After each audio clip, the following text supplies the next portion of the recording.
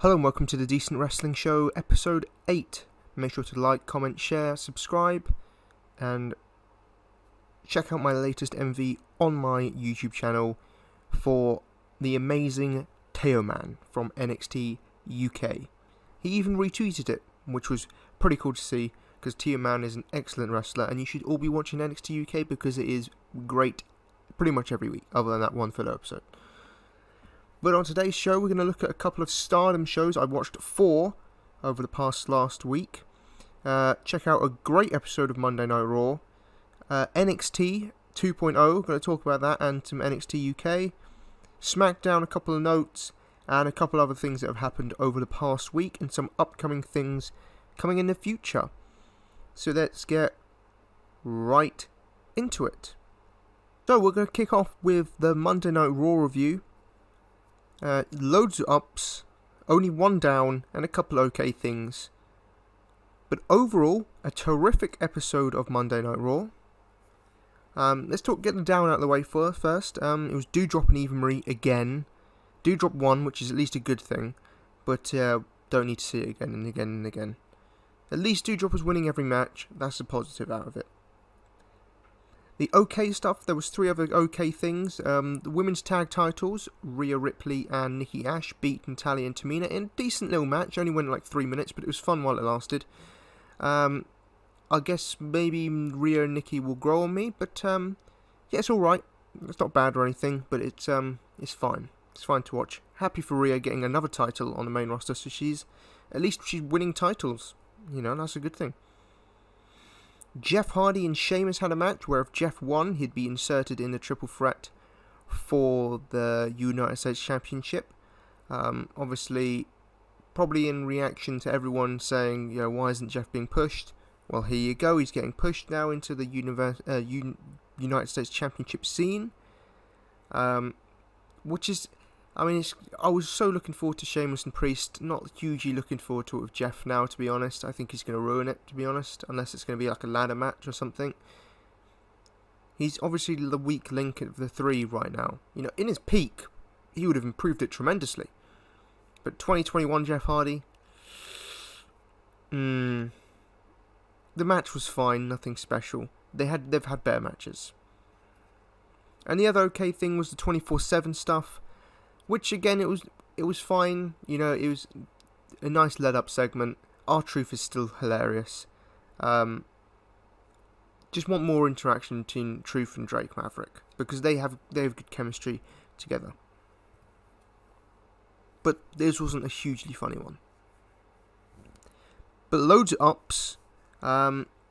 Start with Shayna Baszler beating Nia Jax in like 2 minutes and destroying her arm. Good selling from Nia, to be fair. And looks like Shayna Baszler's getting a singles push now. Again, listening to the fans. But again, I mean, I like Shayna. I do. She's not someone like I'm huge fan of. But we'll see how it goes in the future. One thing I was a big fan of was Angel Garza and Humberto Carrillo teaming to take on beating Mansoor and Ali. Humberto Carrillo is one of those guys who he's a good wrestler. I think we can all agree he's a good wrestler. But he's never really shown much personality to me. However, Angel Garza has shown so much personality. So I'm hoping that Garza can bring out that charisma in Humberto. And a heel Humberto, it could work. The early signs are good because this was a really fun match. A very short but really fun match. And we'll see how things go. But yeah, both his team worked well. Ali's selling is amazing, especially when he got thrown into the ring post. His selling, absolutely exquisite. Lead deposits Carrillo into the barricade. Oh, goodness gracious! But I'm excited to see for the future for Garza and Carrillo. It's good to see Angel Garza back on TV because I think he's a real talent. Randy Orton and AJ Styles had a great match, 3 3/4. Terrific wrestling match between these two. They got a good amount of time and put together, you know, a great TV match with each other and had a nice ending with a fake out on the RKO from Orton before he actually won the match. But really good stuff between these two. I mean, these two always, whenever they face each other, they have good chemistry in the ring. They put on a great match. And this is one of the better ones. So definitely, if you have time, check this match out. Really good stuff. I mean, it's two of the best in the world having just a 10-minute really good match. So can't really go wrong there. But we opened... let's talk about Charlotte and Alexa Bliss. Really fun segment. And they both went very personal. There's a great moment in the middle where... So Bliss was talking about how Charlotte's basically nothing without her titles. Which, yeah, that's a valid argument. And then Charlotte retorted with, you know, what would you be with without titles? And Charlotte retorted, by wooing. Alexa said, it's not even originally yours. Again, valid point, a nice attack. And Charlotte came back with a great comment, you want to talk about originality? Because Alexa's gimmick derived from Bray. So, really nice personal attack back and forth. Both saying true things about each other. Obviously, it's like, they say the truth, but they obviously, embellish it a bit, for effect. But that's the best kind of promos, is when you're saying something true, kind of, and embellishing it a little bit. So this was a good segment between these two. Then they had a brawl afterwards. Charlotte ripped off her doll Charlie's head off, and they went to do the same to Lily, but Alexa attacked Charlotte and got the better of her again, which means Charlotte's probably winning the pay-per-view. But there was a lie that went around from Dave Meltzer, the pretend-to-be journalist who people pay money for some reason. But he claimed, through his sources, because he always just has to be from his anonymous sources, because he wouldn't want to take credit for it himself, because it's a blatant lie. If he says it's his sources, he can just roll, oh, my sources were wrong. You didn't have any sources, did you, Dave? You just bullshitted it your own way. You just came up with it yourself, and you're too afraid to admit it. But he said that 1,500 people left during this segment. They didn't leave to just go to the toilet. They left full time. Thousands of people left. And that's just a completely stupid lie, because everyone in attendance said, yeah, that didn't happen. So I'm expected to believe someone who wasn't there but claims his sources say this happened? Or am I going to believe the people that were actually at the venue and saw what actually happened and that no one left? Who am I going to believe? I don't know what goes through people's minds when they just come up with this complete BS. It's like, it's not even partly true. And I love that Alexa Bliss and Doudrop, I believe, also clowned Meltzer on it, as he deserved to be. It's just, if you don't like something, Dave, right, why do you need to come up with lies about it? The crowd was into it. The crowd was into it, so, you're in the minority here, Dave. Sorry. Sorry if people enjoyed something that you didn't. Get over it, Dave. Then we opened the Raw with New Day reunion, which was just a lovely moment, seeing New Day back together. Maybe they'll be put back together with the draft, who knows? But it was a really nice moment, and then we had them face the Bloodline in a great opener. Again, 3 3/4, terrific stuff. Just a big fight feel opening match. Just a big match, and maybe they'll run it back one day on pay-per-view and have an absolute classic, because if this is just a TV match, then the pay-per-view match, if they had one, would be phenomenal. Roman won after Bobby Lashley came down and beat half of the teams up. I think he beat Kofi and Woods, and then Kofi and Big E and the Usos beat up because Reigns pinned Xavier Woods with a spear in the end. But it did set up later in the night a big triple threat, huge triple threat. Big E, the WWE Champion, Bobby Lashley, and Roman Reigns, the Universal Champion, in a triple threat match. 4 stars, absolutely amazing match between these three. Just Excellent all-round, huge big fight feel, even bigger than the opening match. 3 big dudes beating the piss out of each other, tearing the house down, hot crowd. Everything went well in this main event, and it had the right finish with Bobby Lashley being pinned. Roman Reigns got the pin. The Tribal Chief stands tall on Monday Night Raw, not in even his own brand. Being built up huge, Roman. And it was also announced that his match with Balor would be Extreme Rules match. So yeah, this Raw, I'm going to give it a 9 out of 10. Terrific show. Excellent stuff. Definitely worth checking out. Really good stuff. I will point out also that Karrion Kross did have a promo in it, a little video package, so he wasn't completely forgotten about. Now let's talk about Stardom. So I watched 4 shows from the 12th of September, 16th, 18th and the 20th of September. So let's check out the 12th of September show. I'm probably not going to go into huge detail about the matches. I'll just give my star ratings and maybe a couple of comments if I have them. So on the 12th of September we had Utami Hayashishita. I'm just going to call her Utami. I can't say her last name very well.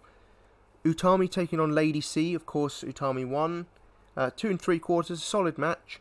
Lady C hit a new clothesline maneuver, which looked good.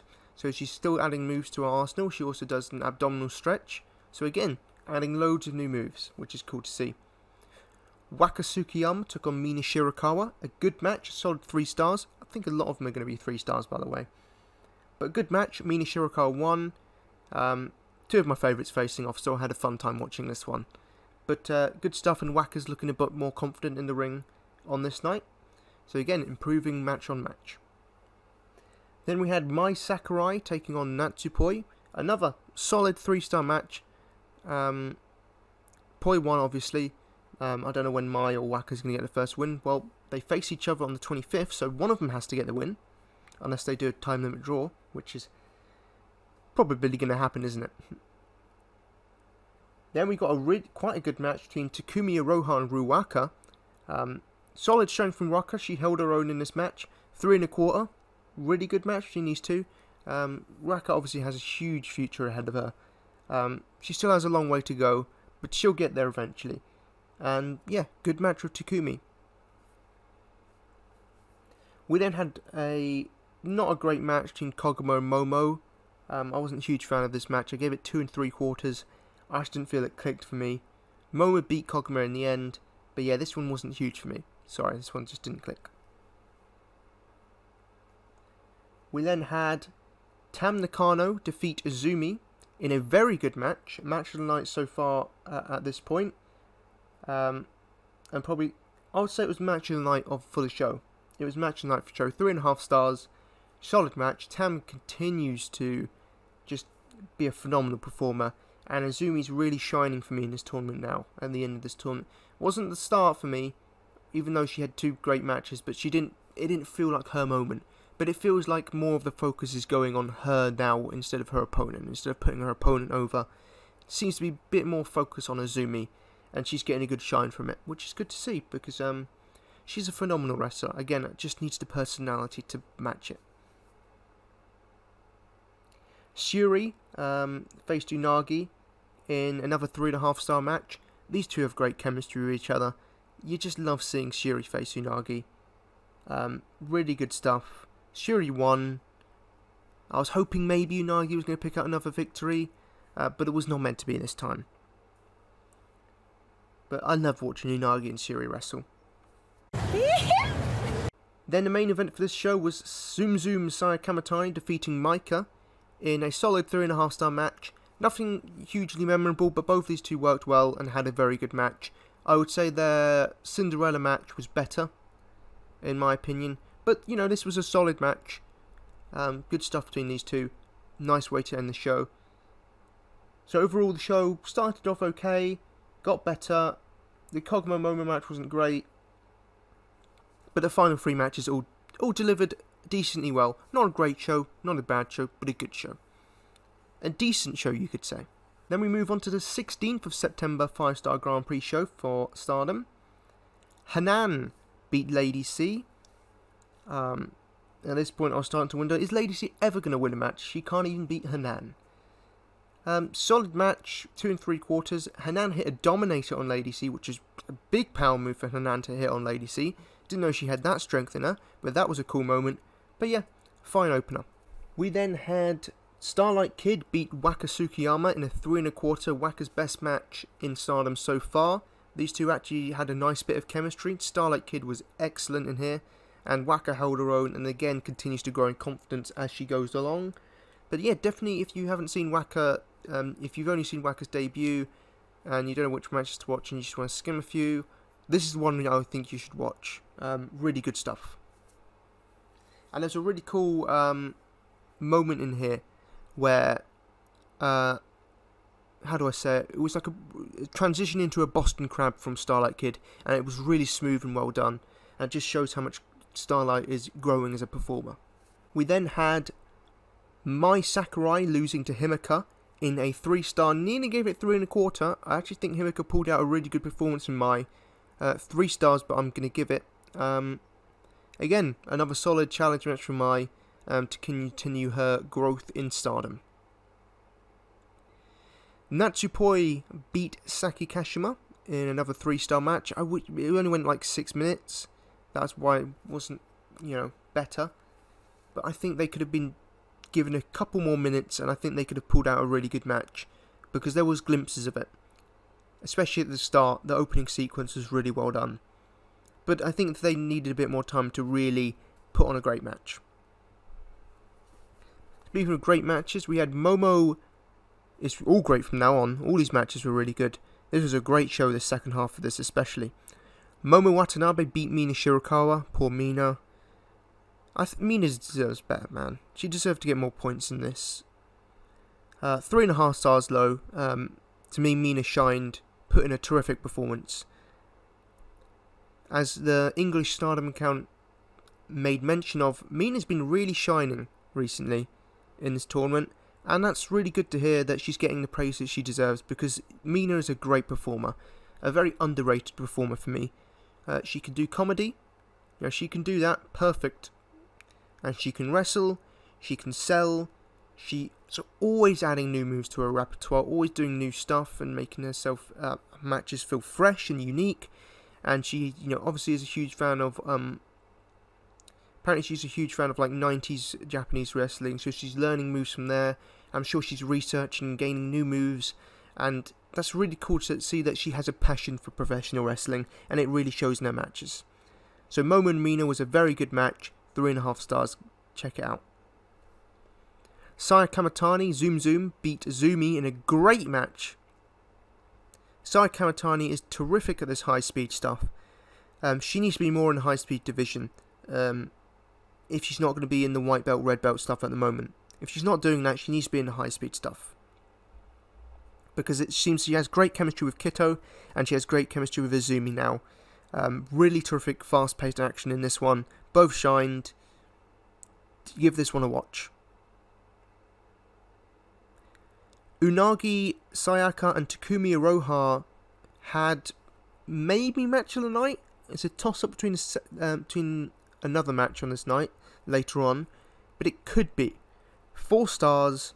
This match played to Unagi's strengths with the underdog mentality, while also just selling. She's one of the best sellers in Stardom, in my opinion. Maybe even the best seller in Stardom is Unagi. The way she can tell a story through selling and being on the defensive and then making a comeback. She's a great fiery underdog babyface. She plays it so well, and it worked terrifically in contrast with Takumi Aroha and her kicks. Definitely go check this out. 4-star match. I really loved the opening as well, where they went for a handshake. I think they did handshake, and then Unagi kicked Aroha in the face. Had no effect, and she instantly starts smiling and apologising. Then Takumi just goes up to her and just boots her in the face, and Unagi does the slow full collapse down to the ring. Poor Unagi, but that was hilarious. A really great way, memorable way to start a match. Pickong! Pickong! Pickong! Pickong! 嬉しい銀ちゃん。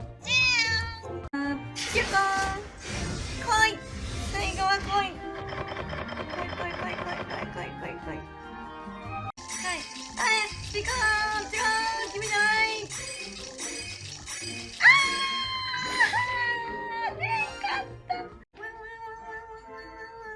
Now, a match that I want to see a rematch of down the line is Mayu Iwatani and Koguma, who wrestled to a draw with both being counted out. Great chemistry in the ring with each other. 3 3/4. Just wish it had a finale, a proper finale, and a couple more minutes, and this could be an instant classic. These two worked superbly together. And the ending was really cool with Koguma. She did a tornado DDT into the guardrail, and then they did like a sunset flip sort of thing on the outside before both were counted out. So a brutal ending to this match, which was really well done. Now the other contender for match of the night was Konami and Utami. 4 stars, the best match these two have had from what I've seen. Just absolutely excellent chemistry with each other in this one. Great back and forth action. Could have gone either way. Konami actually won, which shocked me. Another win like her one against Takumi Aroha. She got and Shuri. You know, she's getting these roll-up wins through reversing finishes, and it's building up Konami. I don't think she's going to win the tournament, Konami is, but it won't really matter if she wins because she's already been built up strongly in it. So that's a good thing. And that's a good thing about the 5-star is, even if you don't win it, if you just make it to the final, you've already built up enough momentum through the tournament to not really have it affect you that much. So Konami's getting a good bit of momentum behind her, and this was a terrific match between these two, best I've seen between them. Then we had a great main event between Tam Nakano and Shuri. Again, Tam, great emotion in this match, and Shuri's kicks are just lethal. They played each other well. There was a nice German suplex on the apron, and then on the floor. So back and forth, good stuff there. But Tam is such an emotionally terrific performer. Unfortunately, she lost in another epic battle, 3 3/4. Another match you need to check out. So overall, this 16th of September show, definitely worth checking out. Absolutely terrific stuff. Terrific Kurikan show. One of the better ones of the year, in my opinion. 5 terrific last matches, and one other great very good match. Kito and Waka had a good match, and the other 3 matches were solid enough. Now on to the 18th of September show. This is going to be a long one. I'm looking at all these matches. These are long ones. Fukugan beat Lady C. Yeah. It wasn't as cringy as I thought it'd be, but it's still cringy watching Fukugan. 1.5 star. Quickly on to Waka and Shuri. Poor Waka. But she gave a good fight. You know, she didn't get completely destroyed. Again, 3 stars. Nice. Again, after the match, Shuri hugged Waka. But yeah, you knew who was going to win this. But Waka gave a good fight. Konami beat Mai. Again, 3 stars. Again, there's nothing really much to say. It was your usual stuff. Usual good stuff. Mai, again, just continuing to grow. Unagi beat Ruaka. 3 stars via disqualification it was. 3 stars, and we set up a Future of Stardom match for October 9th between Unagi and Ruaka. I hope Unagi wins that. I love Ruaka, she's great. She's got a big future ahead of her, but now's not her time for me. I think Unagi should probably be dropping that to maybe Lady C or Hanan I'd say Lady C in November, December time. But poor Waka got scoop slammed onto Unagi after Ruaka attacked Unagi in the entrance. Poor Waka. Not a great night for her. Koguma beat Saki Kashima it started off well, and then fell off in the middle, but picked up again by the end. So 3 stars. Saki on offense didn't hit in this match for some reason, but they picked it up near the end and pulled out a good match in the end. Now the final 3 matches were where the real entertainment was at. 3 great main events here. Mayu Iwatani beat Mina Shirakawa, another loss for Mina, but at least she had another great performance.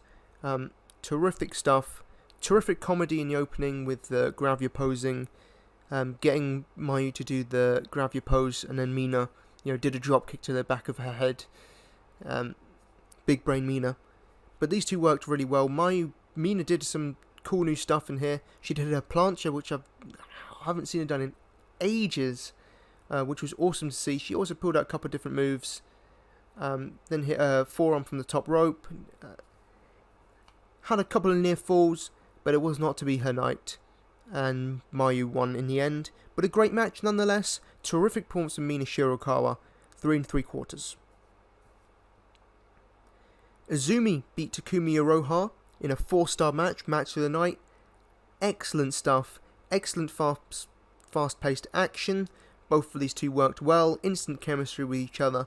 And they need to run it back down the line. I was shocked that Azumi won. I did not see that coming. But a huge moment for Azumi. Really big moment for her. And that begs the question, why couldn't Unagi beat Aroha? Just saying. I'd have preferred Unagi to beat Aroha and Azumi losing the other way around, but that's just my biases. The main event was another great match. Himeka and Starlight Kid, 3 3/4. It's always crazy seeing Starlight Kid do a suplex on Himeka. Just insane strength from Starlight Kid there. But great back and forth. Just a really solid, easy to watch main event between these two. All these matches on this show were, I think, around 7 to 10 minutes here. They were easily digestible and a ton of fun to watch. And Starlight Kid won this one, which again I did not expect. She's having a great run in this tournament and is a contender to win it. And to be honest, I actually would be down for her winning it. So check out those last 3 matches if you get time. Final show for Stardom was on the 20th of September. We kicked off with Himeka and Hanan. Himeka destroyed Hanan with a powerbomb to win in a 2 3/4 solid little match. Your usual opener stuff, but props on Hanan for taking that big bump. Lady C got her first ever win in her career, beating Waka. Anyone but Waka. Anyone. Anyways, 3 1/4, one of Lady C's best matches. She brought out a terrific performance. Waka held her own and had a terrific performance as well. Really good stuff. Lady C won with a new Paradise Lock finisher, making Waka submit. Nice emotional promo, and we'll see where Lady C develops from here and what's going to happen. Then we had Saya Kamatani Zoom Zoom beat Mai Sakurai in a good match. Nearly gave it 3 1/4, and one of the better challenger matches for me. They had good chemistry in the ring with each other, and yeah, nothing more I can say. Again, they're all of these challenge matches sort of blend together a little bit after a while. The same thing happened with Unagi. But solid stuff, 3 stars. So once all this challenge stuff is over, I'm looking forward to what's going to happen in the future. Koguma and Fukugan won, the less said the better. Looks like we can get a high-speed match between Fukugan and Starlight Kid, which I don't care. Just don't care. Unless she's going to come out as Kaori, I don't care at all. Azumi beat Konami in a 3 1/4 match. A bit disappointing. I think it's maybe the time of the match that they didn't get enough time to really pull out all the stops. It was still a good match, but I expected more. But again, I was shocked at Azumi picking up the win here. Shuri beat Ruaka in your typical solid 3-star match. Again, nothing hugely special about this one. Just solid stuff. Shuri won, as you'd expect. Ruaka did get a bit more offense in than I thought she would. Nothing too crazy, but she got a decent amount of offense, especially in the early going. Then 2 great matches that happened was Starlight Kid beating Momo in a 3 1/2-star match. These two have good chemistry with each other in the ring. Starlight Kid won. If Momo had won, she'd have won her group. So Starlight Kid winning keeps it open, so they had to have Starlight Kid win. But that does leave it open between 3 people to win that group, I believe. I think it is literally just Starlight Kid. If she wins or draws, she goes to the final. Yeah, she wins or draws, she goes to the final because she's beaten Momo, so she gets ahead of her. yeah, win or draw and Kito goes to the final. And Himeka needs to win her last 2 to go to the final.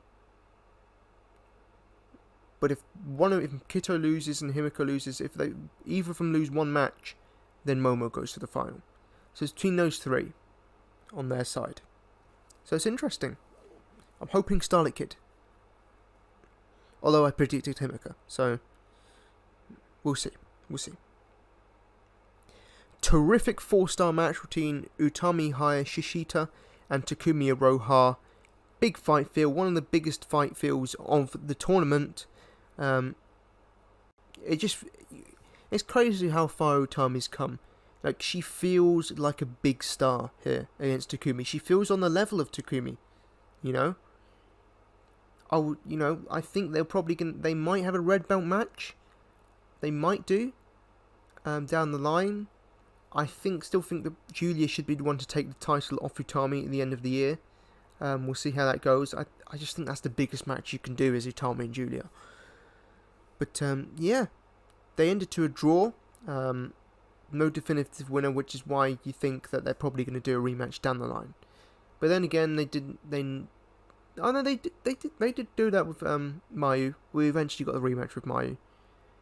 Wasn't as good as the first one, but yeah, I expect a rematch down the line. I'm not really sure how much Takumi's going to be working with Stardom in the future. We'll see.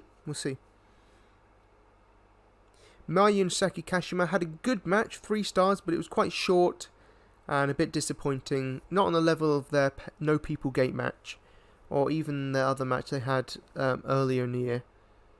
But yeah, was it earlier in the year or was it late last year? Can't quite remember. But yeah, it was a solid match. Saki won, which I didn't expect. But solid 3 stars. Decent main event. Nothing out of this world. But not the best show, this wasn't. But there was a couple of big moments. Lady C winning was huge. Konami and Azumi had a good match. Momo and Kito was very fun. And Utami and Takumi stole the show. So, I had a lot of fun watching Stardom this week. What isn't fun about Stardom is their Japanese account blocked me for posting GIFs. Ridiculous. Like, honestly, don't block your fans. Like, don't block your fans for posting GIFs or screenshots and stuff like that. That's just so stupid and counterproductive. Like, what, you're gonna let's say you put out a sale for something, I can't buy it now, you've lost money there, haven't you? It's so counterproductive, and so, business-wise, stupid. Gummy bear.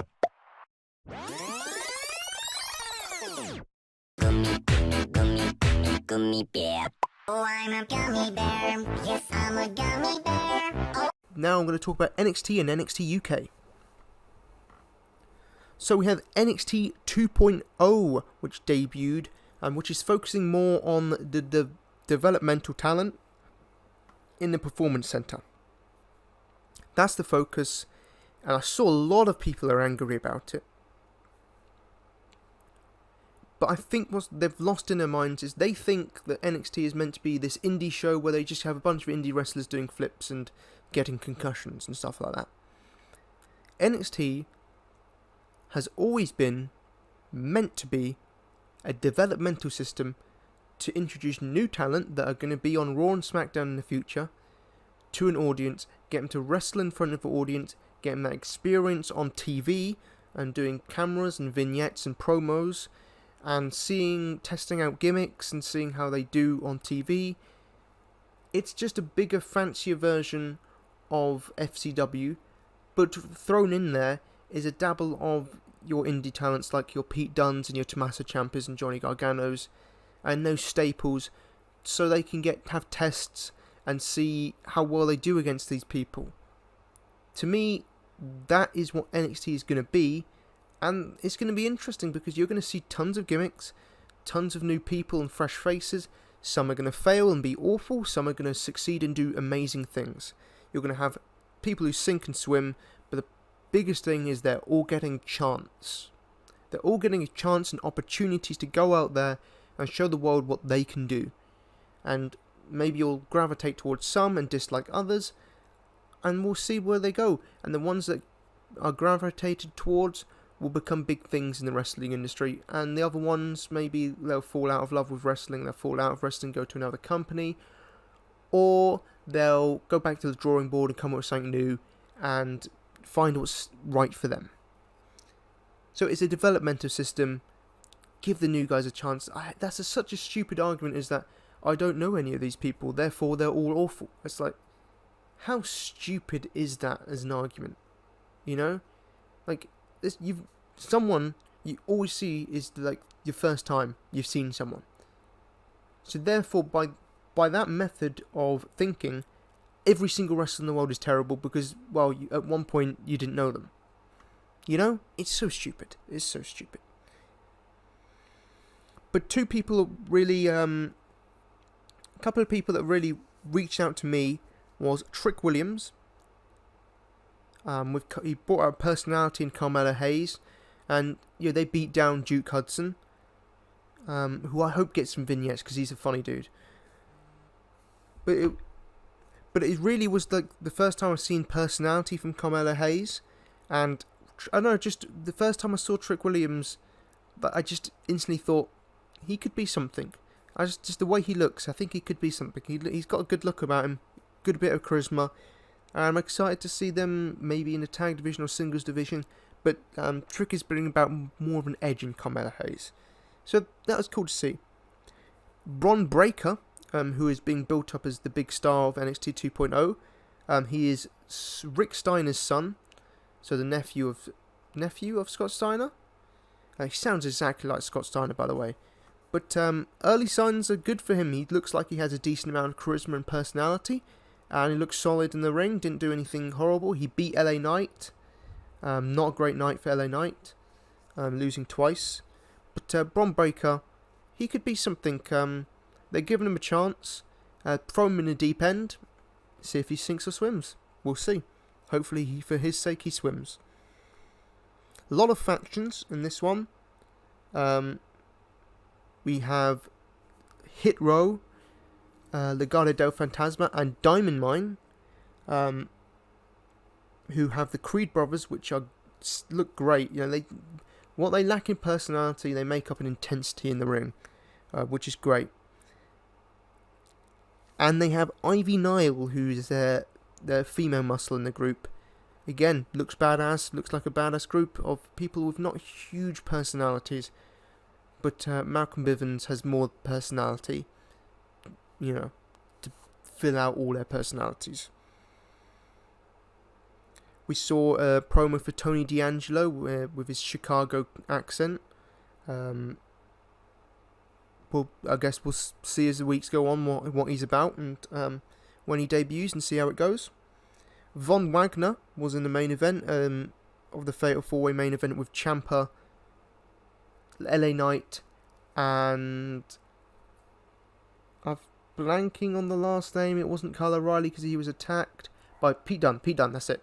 So Fatal 4-Way, Ciampa regained Goldie. Von Wagner looked good in here. Just he needs a character behind him to really set off, but he looks like a solid talent in the ring. Good power wrestler. So he looks like he has a good future ahead of him. Mandy Rose, with a new look, new brown long hair. Prefer the blonde, but that's just me. But her new faction is Toxic Attraction. Looks like a decent faction. Solid heel faction. They had a really fun 6-woman tag with Sakurai and Casey and Kaden. Really fun match, really good stuff. Crowd was into it. Hot crowd, really good match. And Sakurai wasn't pinned. And then we had a terrific ending segment with the Index segment with Index. One of the best weddings in WWE history, in wrestling history. Hilarious stuff. With the whole, does anyone have any objections? Everyone puts their hands up, and then he has the axe, and Dexter has the axe in his pocket, opens it up, and everyone's hands goes down. The cut to the chase part. Did somebody say Andre Chase? No. Just oh, that's just absolute golden. golden stuff. But definitely, words can't, just go check it out wherever you can. Just terrific stuff, and it was a successful wedding, which is rare, which was the first time ever, isn't it? Probably other than Randy Savage and Elizabeth. So yeah, NXT 2.0, I'm excited to watch it every week and see these new people and fresh faces and see how they do. It's going to be very interesting.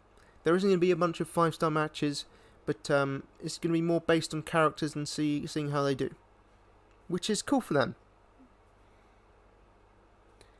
NXT UK, just want to say that Stevie Turner is terrific. Hopefully she gets a push in the future. She has a great look about her, loads of charisma. I'm excited to see her future. But there's 2 matches that you need to check out. Noam Dar took on Kenny Williams, heel versus heel British rounds match. The most personality I've seen out of Kenny Williams. Noam Dar is a terrific performer. They had a 3 3/4 terrific heel versus heel match, outplaying each other with the heel tactics. And Noam Dar won in the end. Yes. Great stuff, check it out. And another terrific match was the NXT UK Tag Titles. Gallus challenged Pretty Deadly for the tag titles. 4 1/4 stars. Absolutely amazing tag team match. Pretty Deadly, one of the best tag teams in the world in my opinion. Excellent stuff here. Match that you need to go out of your way to see. Great chemistry. Pretty Deadly work so well together in the ring. So much charisma, and they work so well with their tag team moves, and they feel like a real tag team, which some teams don't. They just feel like 2 performers. Pretty Deadly. Yes, boy. Yes, boy. Yes, boy. Yes, boy. SmackDown, a couple of notes, just 2 notes. Seth Rollins cut a terrific promo on Edge and made a couple of good points that, don't know why you're complaining, like, I used a legal move in a legal match, which, to be fair, he did, it's his finisher, What, is he not allowed to hit the curb stomp on Edge? I mean, it's a legal move, it's not banned, so, made a good point, but he had a nice, intense promo. But that's the greatest heels, is the ones that, they're correct, but you don't want to admit that they're correct. And a very good match between Big E and Finn Balor and the Usos. 3.5 stars. Terrifically fun tag team match. Some other notes.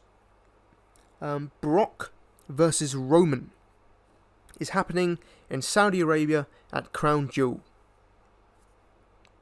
That's going to be one hell of a match. And I'm uber excited for that one. Also upcoming on the 25th of September, we have an upcoming AWG show, Actress Girls, where Momo Tani and Momo Kogo hopefully win the tag belts and their first time of challenging. And also Stardom holds a pay-per-view with Mina Shirakawa doing English guest commentary, which is going to be great to hear her and her insights and hear her speak extensive English. It's going to be great for her, and I know she's going to do amazing. Also announced was the Wrestle Princess 2 card. It's not the best card, if I'm being honest. The matches I remember, there's Miyu and Ito, obviously. I mentioned the other 2 title matches I don't care about. Nodoka and Mizou doesn't feel like a big match. Couple of tag matches that don't feel huge. But there's 2 huge matches announced for it. And that is that Riho will be teaming with Shoko Nakajima on this show. Yeah, Riho, and she's not being used in AEW, so she's come to TJPW, and she'll actually get some ring time and have a great match, hopefully. She's taking on Suzumi and Endo. I mean, probably, let's be honest, Riho's not going to take a pin here. I doubt Shoko will. They're probably going to beat Suzumi and Endo with Endo taking the pin, but hopefully Suzumi gets a good showing, because Suzume's been terrific. Oh yeah, Aja Kong. Aja Kong, that's the other one who's coming back. I just don't care. She can't move. But the biggest match for me, match I'm most looking forward to, even more than Miyu and Ito, is Nao Kakata and Marika Kobashi. So 2 of my 3 favourites in TJPW. And my favourite in TJPW, my second favourite wrestler, Marika, teaming up to take on Kamayu, another one of my top 3. So 3 of my 3 favourites, all 3 of them are in this match, teaming up with Veni. That's right, Kamyu and Veni, Asuka Veni. What a dream team between Kamyu and Veni. I really hope to see more Veni in TJPW because she's an absolute terrific top level performer, one of the best in the world. And this is going to be 4 amazing performers putting on a terrific match. Hopefully they get time.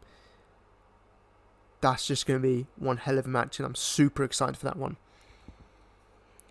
Which, yep, so for that match alone, I will now be watching Wrestle Princess. I will probably sleep through the 2 title matches, which will go on second and third to last. But, rest of the show, it looks like a decent show with 2 big matches on the undercard. So I believe, that's all I have time for on today's episode. Also, you need to buy, Unagi Sayaka's photo book in the Friday magazine. I believe it's on Amazon Japan. If you just type in, I'm sure if you just type in Unagi's name in Japanese on Amazon Japan and put in like latest, it might be on there.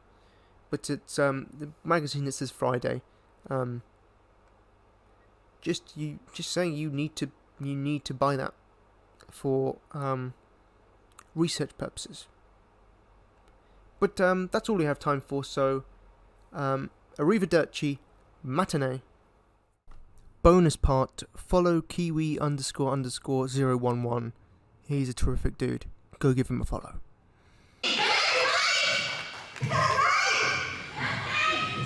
짠해.